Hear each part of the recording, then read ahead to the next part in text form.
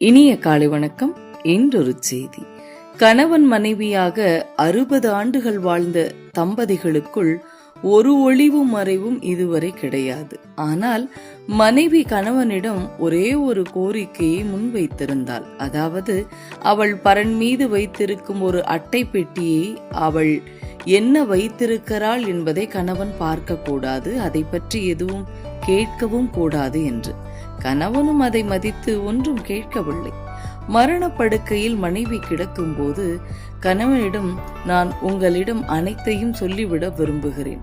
அந்த பரன் மீது நான் வைத்திருக்கும் அட்டை பெட்டியை தயவு செய்து எடுத்து வாருங்கள் என்றார்.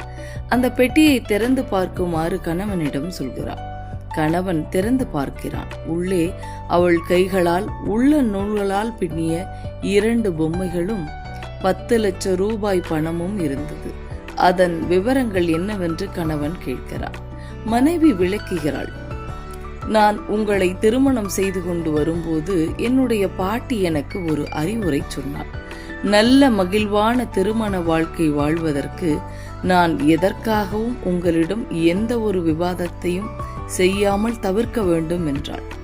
அந்த தருணங்களில் எனக்கு கோபம் வந்தால் அதனை அடக்க உள்ள நூல்களை கொண்டு பொம்மை வடிக்க சொன்னால் அதையே நான் கடைபிடித்து வந்தேன் என்றாள். மகிழ்ந்து போனான் கணவன். 2 பொம்மைகள் மட்டும்தான் இருந்தது. அப்படியானால் 60 ஆண்டுகால மன வாழ்க்கையில் மனைவி 2 முறைகள் மட்டும்தான் கோபப்படும்படி நான் நடந்திருக்கிறேன் என்று பெருமைப்பட்டு கொண்டான்.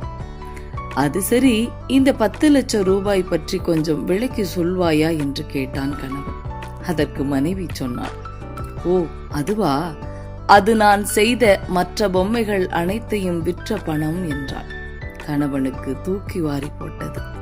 இத்தனை வருடங்கள் இவ்வளவு கோபங்களை அடக்கிக் கொண்டு என் மீது இவ்வளவு சமரசத்தோடு வாழ்ந்தாளா? அவளை பற்றி புரியாமலேயே வாழ்க்கை புதிராகிவிட்டதே என்று அவன் அழத் தொடங்கினான். இதிலிருந்து நாம் தெரிந்து கொள்வது என்னவென்றால், நேசிப்பவர்களின் மீதான கோபத்தை மௌனத்தால் நிரப்பிவிடுங்கள். கோபத்தில் வரும் வார்த்தைகளுக்கு சாபத்தின் சாயல் அதிகம் என்று சொல்லி இந்த நாள் உங்களுக்கு மிகச்சிறப்பான நாளாக அமைய என் வாழ்த்துக்கள்.